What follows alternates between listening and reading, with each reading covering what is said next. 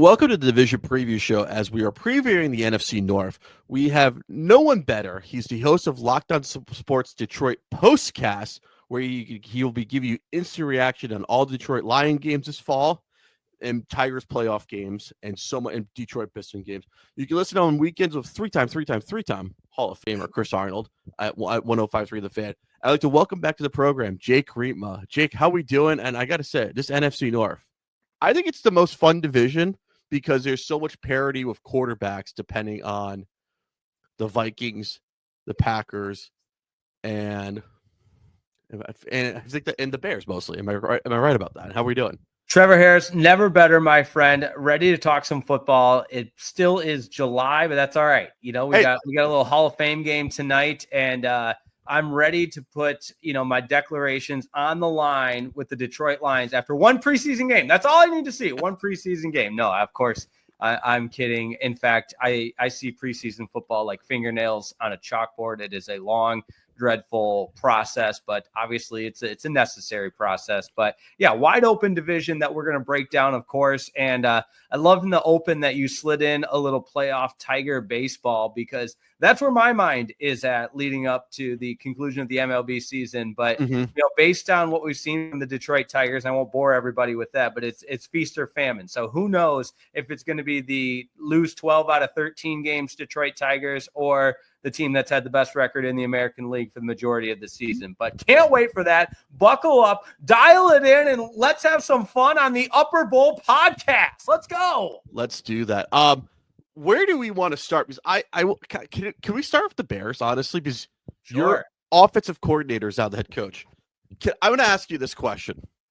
Did Ben Johnson, during those playoff games leading up to the playoff, was he trying to coach an offense, or he's trying to make a highlight reel? I've been wanting to ask you that for a while. No, you're absolutely correct. And I love my guys on the CHGO Bears podcast that I go on with from time to time, and riff raff about the Chicago Bears, and congratulations to them on once again winning the offseason Super Bowl, I think for the 5th year in a row.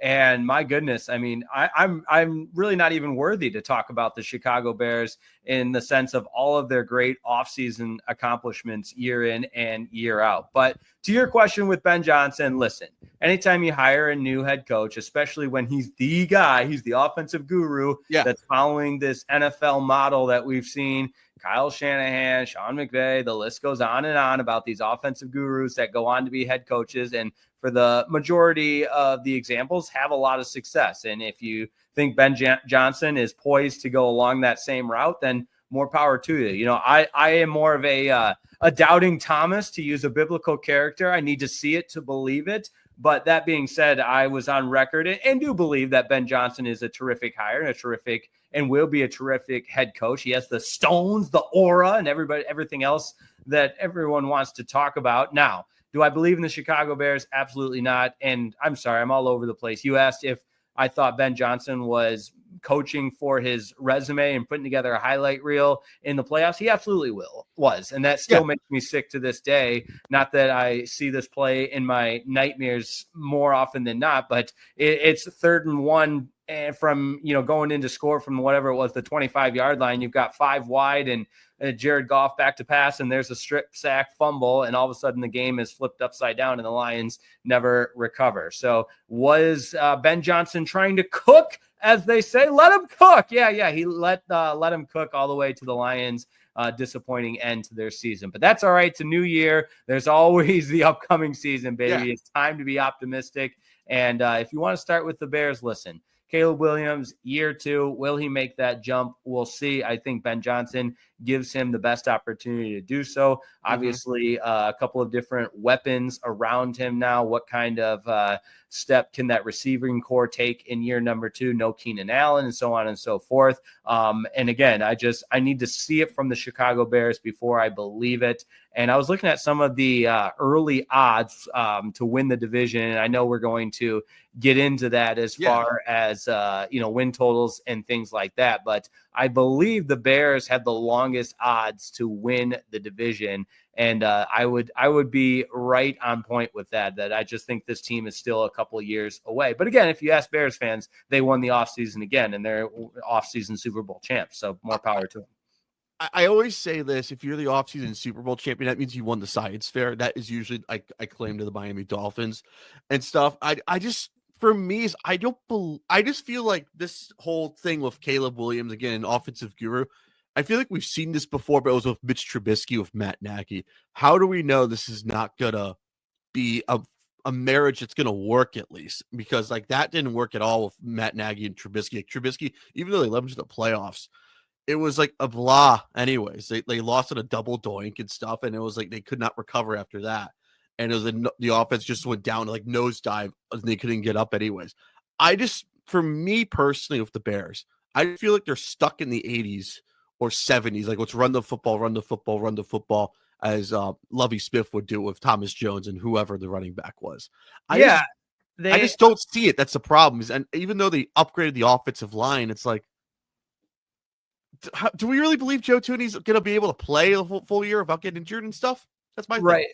And you can, that's an example. You could use pretty much any example where this Bears team continues to fall short in some capacity. And very rarely do you ever see a Bears team playing complementary football. When the offense is good, the defense is good, and vice versa. And obviously, the Bears fans love to tell you how great the monsters of the Midway were, and they were, but that was a long time ago. And, and you can kind of pick an era of Bears football and find ways to poke holes in where their teams had shortcomings. And, obviously with Matt Eberflus running the show last year, maybe their shortcoming was at the head coaching point of view with the Chicago Bears. But that being said, listen, I don't think I'm at the point where I have been in years past with the Bears and taking the Aaron Rodgers mindset of, they're basically the ugly stepson of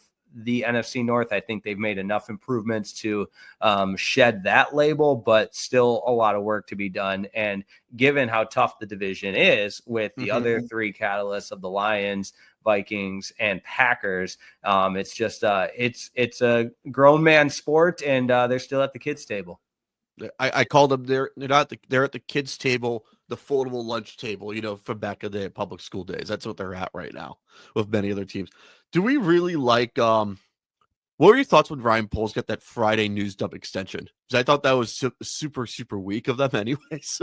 Yeah, when I was my previous stop, when I was doing some NFL coverage with the Amazon Alexa brand and Chat Sports, name drop, yeah. But I was good friends with the guy that covered the Chicago Bears, and I was actually worried for Ryan Poles' safety because he did not like him so much, and I thought that was indicative of how the majority of Bears fans felt. And excuse me, I'm blanking on the one coordinator's name that was in trouble with the law a couple seasons ago, that they had police at Hallis Hall for one stop. And it just seems like with the Bears, for lack of a better term, sometimes it's just a bleep show. And then all of a sudden Poles is extended. So take that for what it's worth. Again, I'm not boots on the ground in the trenches with the Bears, but just, being NFC North neighbors with them for as long as I have been. It's kind of the same old song and dance, but in a different way.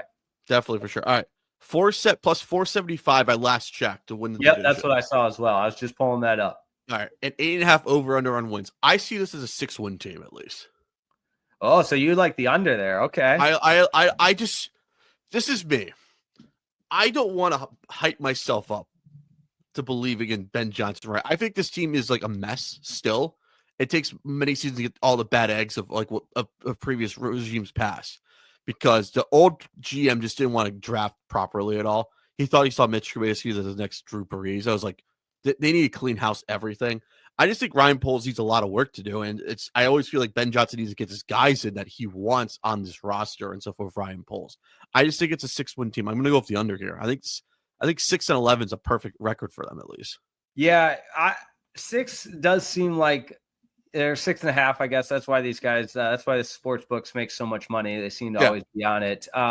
And to use that same comparison, I mean, people with the Lions resurgence and, essentially, I don't want to say return to glory because there never really was any glory, but in the Dan Campbell era, people often forget how many growth and struggles and really growing pains there were to get to where the Lions are now. Yeah. And it doesn't happen overnight. And Dan Campbell's first season, I believe the Lions were 3-13 football team. And, I think Ben Johnson and company has a lot more to work with at for the Bears, but I also don't think it happens overnight. So no.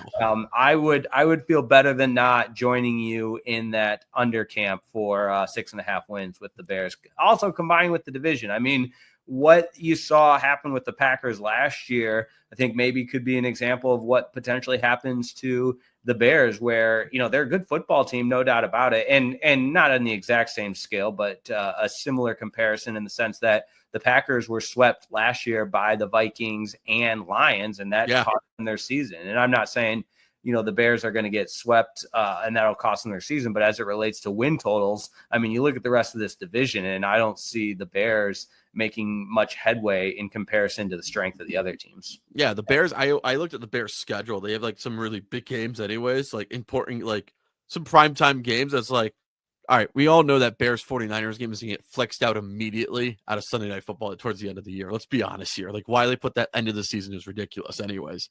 Like, when I look at their big games, it's like non-division. I think they're going to get smacked by the Eagles on Amazon Black Friday. I think that's the worst primetime game of the year to put on a Friday anyways. Like, do we really want to watch the Bears get smacked by the Eagles at least? Am I right? No, you're not wrong. And that's a great nap game because it's the Friday after Thanksgiving. You're having your leftover turkey. And I believe last year it was Chiefs Raiders. And I found myself napping during that game only to find it turn out to be a very close, captivating game. Not necessarily a pretty game, but maybe that'll happen in this one. But, I don't want to sound like a broken record here, but I'm in agreement that I think Ben Johnson and the Bears are still a few years away. Now, I'll be fair, and I mentioned my Chicago Bears guys. There's a couple of Chicago shows I go on, and they would tell you, but you texted us that you're afraid of the Bears when they get it rolling with Ben Johnson, and I stand true to that. There's an element of fear of what a Chicago Bears team could look like, led by Ben Johnson and Caleb Williams, and I'm not wanting to give Caleb Williams any credit yet because he hasn't accomplished anything, but I see the vision down the road. I just don't think it's in 2025. Yeah, I think they need a couple of years at least to grow, gel, and mature and be on the same page. That's how I view it as stuff. Yeah. Now, Bears fans could tell me, flip me the bird and give me the finger and say F off because I'm a Lions fan, and I would gladly accept that. So just I get that from Bears fans too, and I tell them, it's like, oh, I'm sorry, I didn't know that Hugh Douglas had to hurt Jim Miller anyway, so not my problem, at least. Yeah, exactly.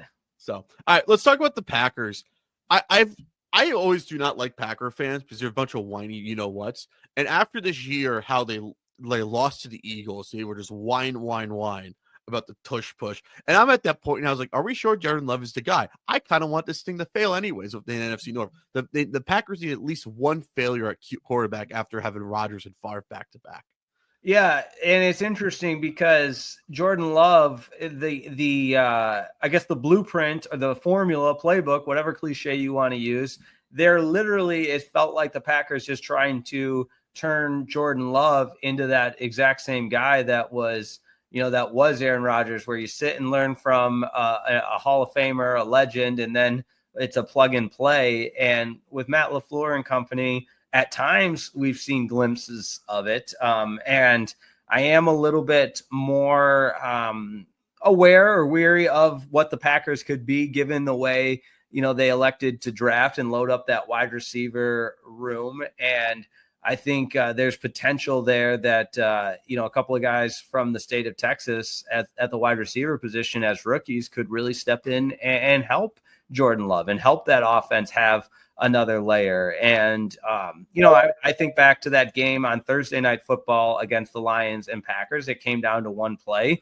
And, it's not like this Lions team blew the Packers out, albeit they controlled the game immensely in that rain fest at Lambeau Field earlier in the season. But, nobody is going to be the exact same team from year over to year over, but with the Packers, I think you're seeing a lot, and the sports books are kind of reflecting this. You're seeing them as the emerging team in the NFC North to be the popular buy, given what this team has in front of them and what they could potentially step into with the added weapons on offense. Cornerback room, of course, they lose a couple of important guys there, so I'm not sure what the defense will necessarily look like, but it's a scoring league in the National Football League, and I think this Packers offense will be pretty lethal. I think the Packers offense will be entertaining. At least I'll say that out right away. I think that the first 4 games, I could see them going 2-2, maybe. Like I see them beating Washington. I could see them beating the Browns, and I see them losing the Lions week 1 in Green Bay. And the either or game is the Packer game anyway. The Cowboy game in Dallas. So I think that could be the most entertaining. They could start 2-2 out the gate, or 1-3 out the gate anyways. Yeah. Matthew Golden and Savion from TCU. Why am I blank? Savion Williams from TCU. That's who I was trying to think of. But watched him play a little bit for TCU, and those would be 2 good receivers. Obviously, Matthew Golden from Texas had a great collegiate career, but 2 new weapons for Jordan Love there. Do we like what's your thoughts on Matt? Out of all the good coaches in the NFC North, who do you like the most? But that's not Dan Campbell. If you had to start a franchise up, Kevin O'Connell, Campbell, Matt LaFleur, or Ben Johnson. Yeah, that's an easy one because it's Dan Campbell and his 8 shots of espresso all the way. But yes, I like Kevin O'Connell, the coach of the year, and seeing him on the I'm a sucker for some of the behind the scenes stuff that you see on those all access shows like Wide Receiver and Quarterbacks on Netflix. And I just think the dynamics and the relationship he has with his players, it speaks volumes. And again, this isn't the only way to evaluate a coach. Obviously, wins and losses at the top of that list, and Kevin O'Connell has excelled there. But when he goes on McAfee and it just interacts with the guys, and you can just tell he's such a football guy and will do anything for his players. And even with Kirk Cousins obviously leaving the Minnesota Vikings, that relationship they had seemed really special and first class all the way. And, not to mention, I can't believe I didn't mention his offensive capabilities from the very top. So that's also at the top of the list. And LaFleur is fine. I don't think you sustain the level of success and have that longevity in the National Football League without being the best of the best at your craft. So I'll put him in that category as well. And then, like I've said at length with Ben Johnson, I think he'll be a tremendous coach. He was the offseason gem that everybody wanted. And, it's part of that chronological jump that we see so often in the NFL of be an excellent offensive coordinator and get your shot as a head coach. So we'll see. Do you think Matt LaFleur's on the hot seat, you think, in Green Bay? Since they haven't been in an NFC title game since 2020, Yeah, I don't know about hot seat. Is it lukewarm, you think? Or it's not totally hot, but it's like, hey, it's been a while. Maybe there's a sense of that. I just, I'm always weary of how the grass isn't always greener on the other side. And again, the Packers fans that I reluctantly speak to because they wear cheese on their head because they're just strange individuals, would probably tell you that, oh yeah, hot seat all the way. I don't know how you get there given the longevity that he's brought to this Green Bay Packers organization. And the Packers have some of those same similarities as you see with a franchise like the Steelers, where it's not all this headline grabbing major moves made. It's sustainable, it's long-term. And, I'm not comparing LaFleur to Tomlin by any means, but Mike Tomlin the Steelers have hired, a small number of coaches in their franchise history. And I think the Packers have some similarities there. And so I don't think there'd be some kind of knee-jerk reaction in firing or making Matt LaFleur's seat hot. I just want to ask because I feel like someone's going to ask it, I was like, are you sure you're not in the hot seat yet? Like, come on, No, absolutely. It's worth asking. And again, that's why I'm curious what a cheesehead might have to say on that subject. Well, no, I say the cheeseheads. I just put some tinfoil on those cheeseheads, and that's how you just troll Packer fans, anyways. It's a Philadelphia cheese cream thing, anyways. Oh, no doubt. And one of the best troll jobs I've seen, a couple of people I've seen these surface, but the cheese grater hat Yes. that you saw a Lions fan wear, I've seen Bears fans wear. Yeah, that's good stuff right there. That's what we love. And you know what? We're only a month away from it. So here we Definitely. go. How huge is it that Jari Alexander got cut by the Packers? Now he's on the Baltimore Ravens. Do you think defense is gonna like hold up at all? It's like I don't believe in the defense at all. No, me either. And that's where I mentioned the important departures of that Packers defense.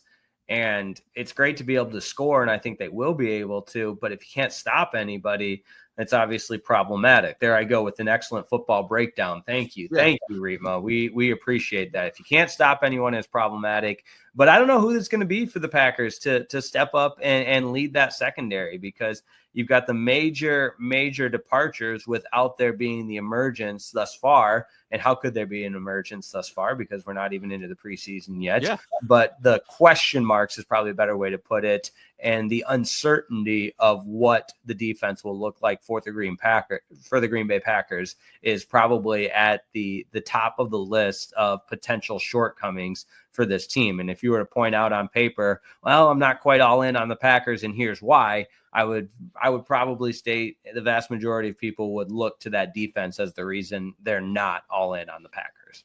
Yeah, like me. 9.5 is the over-under on the wins. 250 to win the division. Can I say 9-8? Yeah, it's your show. You can do whatever the heck you want. It is my show. I'm thinking about it. It's like I just can't get a read on the Packers at all. It's like they'll find a way to make the wild card. And it's like, are they going to win 10 games or 11 games? Or going to win 9 games? It's like it's like throwing darts almost, anyways. Yeah, and I think you have that with, as we do our little NFC North preview here, I think you could say the same about the Vikings with, turning the keys over to JJ McCarthy to lead that offense.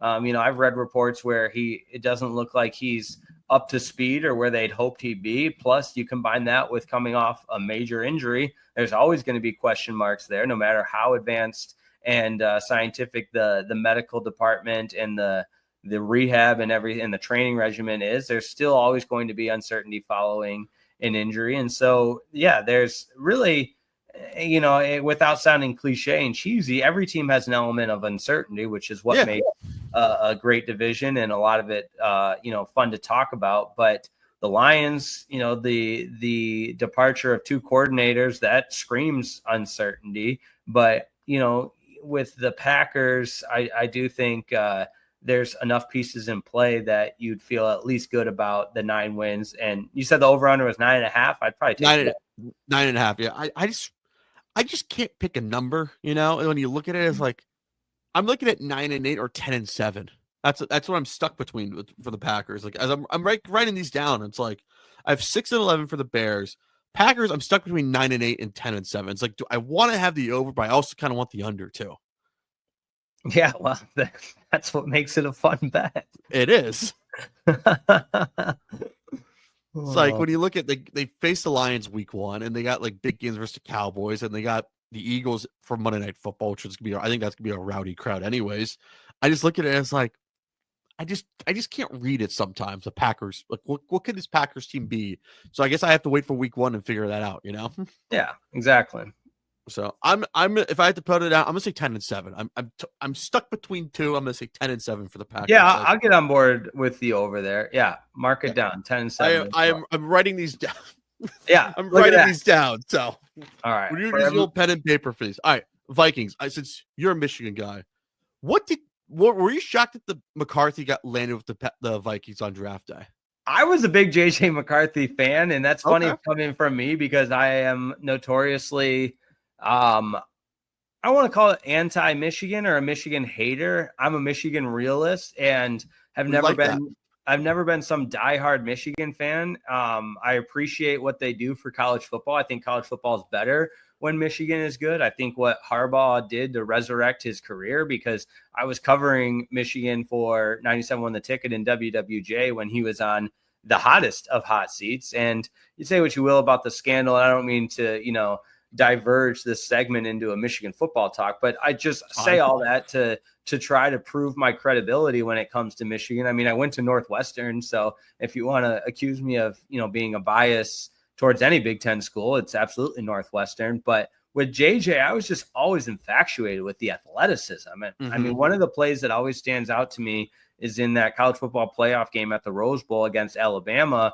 where it was a trick play. It was a throwback to the quarterback. He goes up with one hand, soars for the ball, lands, and then throws a dot out down the sidelines. And it's just like, this guy's a freak athletically speaking, with the athleticism that he has, combined with everything I raved about Kevin O'Connell and how he can be such a great coach for JJ McCarthy. I was very, very high on that pick for the Vikings. Now, did JJ McCarthy make a living handing the ball off through his entire collegiate career? Yes. So if you want to refute my statements with that, I don't really have much of an argument there for you. I hear you, I acknowledge you, and I don't really have anything to refute that. So that being said, I mean, from an NFL fan's perspective, I think it makes a lot of sense for the Vikings, and I'm anxiously anticipating to see what JJ McCarthy looks like in that Vikings offense. But, from a Lions fan, if I was, hosting Locked On Lions in the postgame show right now, I'd say,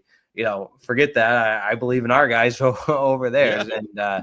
And I think the Vikings were a scary team last year with Sam Darnold at the helm, and I see more of an upside with JJ McCarthy than I do with Sam Darnold. I just feel weird with this Viking team because it's like, I don't know what to read it as. Like, I feel like I've seen this about almost every team in the NFC North. I want to see what JJ McCarthy does with the Vikings. I could see like he could be great, or we have Christian Ponder. That's how that's how I'm viewing it as. It's like he could be the next Fred Darkington, or it could be Dante Culpepper, or he could just be Christian Ponder. I just don't know where to put the barometer at, Christian Ponder, what a name drop. Yes. That's hilarious. That's incredible. An incredible pull by you. I will put my reputation on the line that JJ McCarthy will be better than Christian Ponder. Oh, good stuff. Hey, though, he was a first round pick though, right? He was a first round pick. Yeah. He was like I think he was pick 12. Yeah. Out of Florida State. And I look at it as like I just don't know like, for me, it's like the Vikings never could draft a quarterback that could last more than 5 years. Right. Like Dante Culpepper, he lasted 5 years at least. Then his knee blew up in Miami and stuff and played for the Raiders.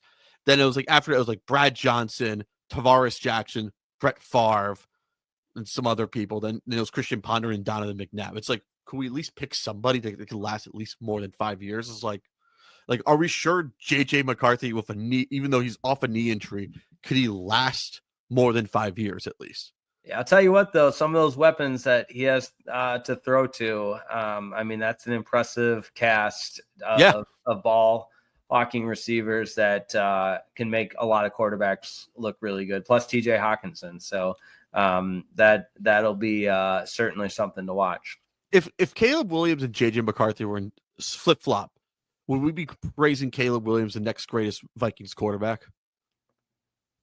Yeah, I think so. I mean, that's obviously an interesting hypothetical, but with Caleb Williams, I was always, and I hope this doesn't get me canceled on the Upper Bowl podcast, but I was always just a little aware or notice some of the strange oddities that came with the painting of the fingernails and the sobbing after games. And, again, you can call me old school, call me. No, you're perfect in our company already. That's what we thought back in the day anyway. Okay. So you're good. Yeah. You're in good company with us. Don't worry. So I'd probably be saying the same things about Caleb Williams that anybody else would, regardless of what team he plays for. And, the Hard Knocks certainly offered a glimpse into more of his personality. And, I didn't watch every single episode, admittedly. And again, he could, I certainly would not be shocked if he goes out and gels with Ben Johnson, who I've seen firsthand help resurrect Jared Goff's career and see that same philosophy translate brilliantly to Caleb Williams. And I'm not stating that, but if you're asking me, what about Caleb Williams stood out to you, and would we be saying the same thing as if he was wearing a Minnesota Vikings jersey. And I would. I mean, I would have the exact same thought on Caleb Williams, whether he plays for the Bears, whether he plays, somebody else for the division, whatever it is. Wildly talented, some of the most impressive tangibles, and even little things like combine numbers and athleticism and speed and arm strength and everything that makes such a great quarterback. But 1 year in, we need to see a little bit more in year 2 from Caleb Williams. Definitely, for sure. I just want to see what JJ McCarthy is. I want to see. I just want more of a sample size because we only saw one preseason game. I just want to see what he has. Like how he's going to take a hit, how he's going to do this, like how could he run a pro offense? And I really like Kevin O'Connell as a head coach, especially in this division. I think he's one of the great offensive minds. I would say that I would like if I had to start a franchise, I'll choose this guy. Like I was stuck between him or Sean McVay at least. Yeah, I'll never forgive Sean McVay for driving the bus and going forward in reverse over Jared Goff's dead body time and time again and blaming everything on him. And then Jared Goff going to Detroit and thriving. And obviously that's his bias of an opinion, as you'll find. And I fully admit that. But anytime a coach throws a player under the bus, it just rubs me the wrong way. And I think there are so many different ways he could have handled that. And Jared Goff, if you've watched, this season of quarterbacks, he doesn't directly address it, but the emotion, especially if you watch Jared Goff time and time again, he's not this fiery emotional guy, but when the emotion comes out, it's usually pretty warranted. And talking about, what that transition meant for him to come from the Rams to the Lions. And again, I've said this a couple of times, literally resurrecting his career. I mean, he was a throw-in player in that trade. Now you can, of course, I'm not naive to the fact that the Rams win and won a Super Bowl with Matthew Stafford. So if and when Jared Goff wins a Super Bowl for the Lions, it might work out to be the ultimate win-win trade in pro sports history. And I know this was a long time ago, but anytime I think of McVay, that thought process goes back into my head. I always said this: the Goff Wentz debates were very entertaining, more than the Prescott Wentz debates. And I always says I kind of like Jared Goff. Like I'm not joking. I said this a few times. Like I couldn't believe myself into believing in Carson Wentz because he played in a small school and everything. I looked at Jared Goff, if you put him in the right system, he could thrive in it. Even though Philly was there in that time was with Doug Peterson, I still think he could thrive with that offense with Alshon Jeffrey and whoever was at running back in that offensive line. That's how I view it. So, all right, Vikings over under is 8.5. 3+320 to win division. What do you think? I'll take the over, but I don't see them winning the division. I don't see either. All right. Do you see 10 or 9? Yeah. 10 wins. Yeah. What's the over under? 8.5. Yeah, I'll go 10 wins for the Vikings. I think I believe in JJ McCarthy and O'Connell more than a lot of people. I wish we had an extra games. I would say this is a perfect 11-5 team, but I can't say this. I'm gonna go a little slim right here. I'm gonna say 11-6. All right. I have this weird feeling it's 11-6. I think JJ McCarthy will be the toast of the town and be better than Christian Ponder. So put yeah. We're all in agreement there for sure. Yes. All right. Let's talk about your Lions here. Yes. I saved the best for last because I like to work chronologically from the bottom of the division all the way up to the top. Anyways. Perfect. I love it. Lost in the divisional round to Washington. I was really hoping we would get Eagles Lions because that would have been the most fun and electric playoff atmosphere. Maybe this year, hopefully. Lost both their coordinators for the first time head coaches, Glenn and Ben Johnson. Who did you really want when they left town? Who was on your wish list to be your next OC and DC for the Lions? And did you get your wishes? Yeah, well, I'll start defensively with Kelvin Shepherd. That was who I was hoping. I think a lot of, and not to throw out the importance of a sound schematical approach, but Shepherd's a guy that this team just absolutely would run through a brick wall for when he was coaching the linebackers. And, he's an emotional leader, a vocal leader, and it really felt like a seamless transition. And obviously we'll know more of how well that transition went when we see how good this defense can play, but a passing of the torch from Aaron Glenn to Kelvin Shepherd. And, with the fact that this Lions defense was so beat up last year, it's really even hard to use last year's shortcomings against the Lions defense, because at times, I mean, Trevor, they were literally pulling people off the streets to play defense for them. And with a healthy Aiden Hutchinson, the list goes on. I got to get Alex Anzalone healthy, Malcolm Rodriguez, and obviously the Levi Aruzewike out again this weekend, however we want to call it. That injury hurts. But the fact of the matter is, I was talking to somebody else about this. There's just no way that the injury bug can strike as drastically as it did last year against this defense. There's just no way. No. There's no way. And you love the secondary, Brian Branch, Kelvin Joseph, and Kirby Joseph, and the fact that he got paid, and it's just that ball hawking safety back there. And will this defense take the next step? I'm optimistic they will, and Shepard can be the guy to lead them in that direction. Now, offensively, with I'm going to ask you about, before we get to the offense, what's Aiden Hutchinson like in practice? What have you noticed when you look at the highlight reel and stuff, whatever they're dropping on Lions Twitter and stuff? Yeah, this is going to be to the shock of nobody, but the guy's a gamer. The guy is an absolute badass. I wouldn't mind throwing down some money on an Aiden Hutchinson Defensive Player of the Year. I think he has that type of potential. Last year, it was actually one of the few games the Lions lost in the regular season. In week 2 against the Buccaneers, Baker Mayfield and the Bucs came into Ford Field and won that game. But Aiden Hutchinson was a game wrecker. I mean, the dude had like 5 sacks in the first half. It was insane. And he was playing at that high level, and really just a problematic monster, a force that every defense or every offense needs to game plan around. And even then, there's times he's just simply unstoppable. Now, I don't think he has the name recognition quite yet as the TJ Watts, Micah Parsons, Myles Garrett, obviously some of the guys that have been doing it longer than him. But, Max Crosby, I don't mean to leave anybody out, but you get the idea. Yeah. The fact that he has that same game-wrecking potential, we just haven't had the sample size to see it on full display yet. But I think 2025 is the year we do. And by year's end, I wouldn't be surprised if he's either the Defensive Player of the Year or certainly, one of the finalists.